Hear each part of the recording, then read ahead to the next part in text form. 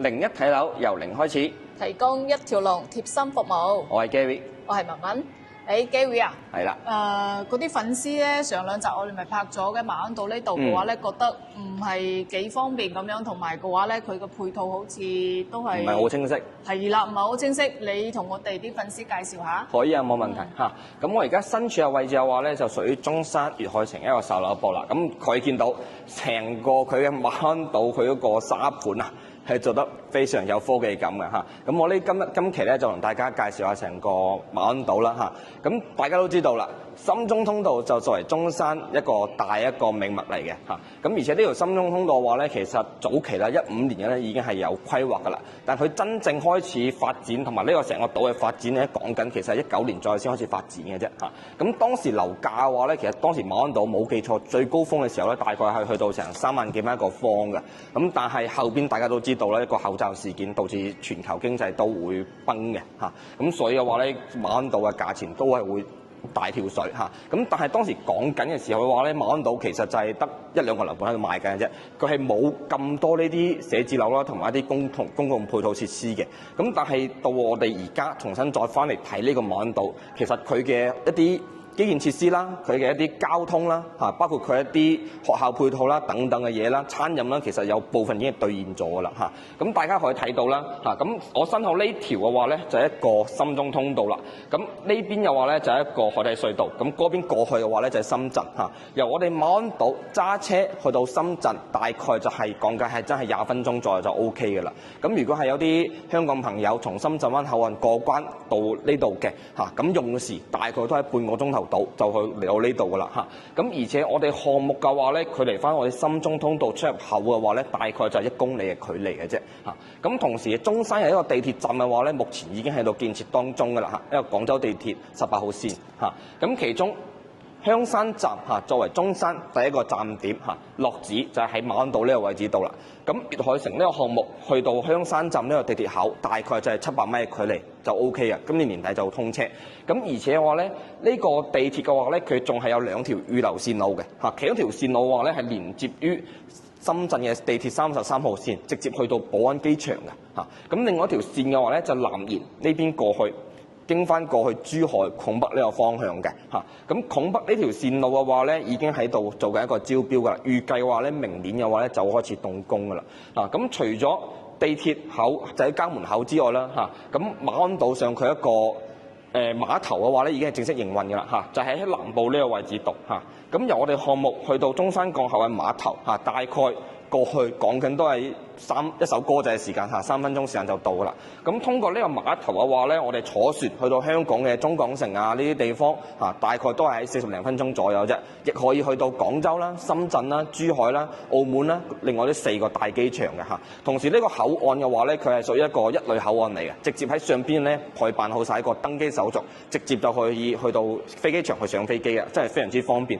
咁可以睇翻成個中山，佢作為一個粵港澳大灣區嘅核心點啦嚇，佢交通配套設施最完善就係成個馬鞍道道啦，一個4維立體一個交通嚟嚇。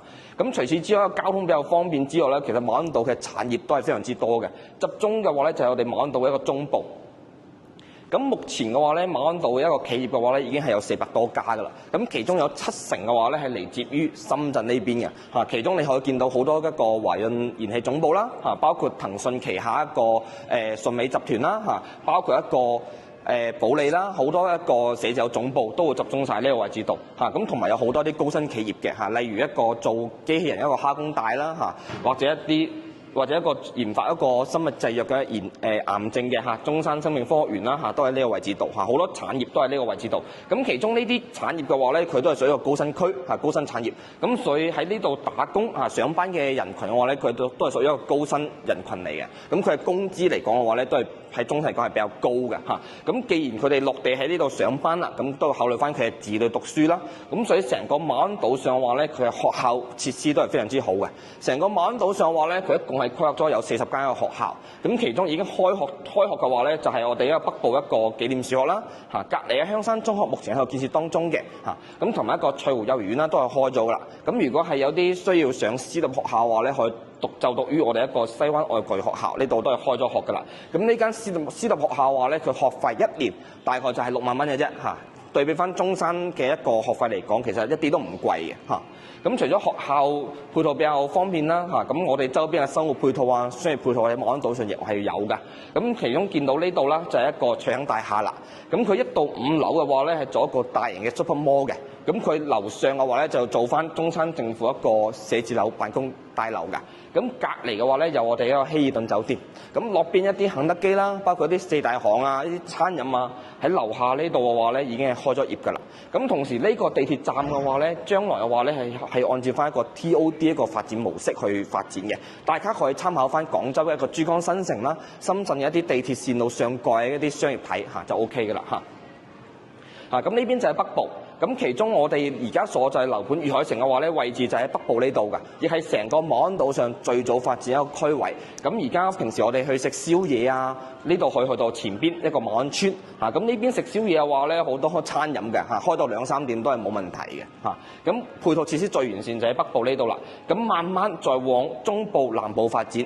中部頭先講到啦，就係做翻我哋一個產業嘅。咁其中馬鞍島上嘅話咧，我哋係有8家一個專科醫院㗎。咁其中有2間係屬於3級醫院嘅話咧，位置就喺呢個位置度啦。已經簽咗約嘅話咧，有我哋一間奧科大啦，同埋一間吳佳平一間醫院都喺呢個位置度嘅。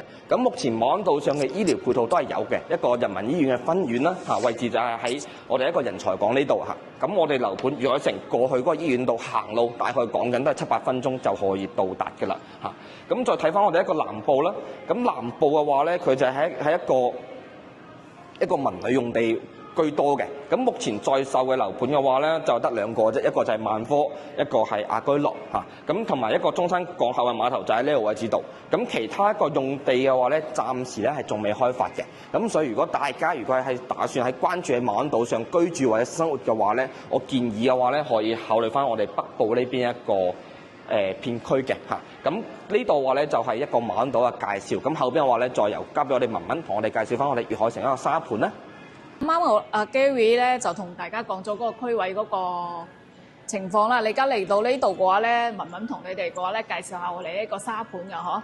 咁你而家我哋企嘅位置咧就係粵海城嘅一個售樓中心嚟嘅。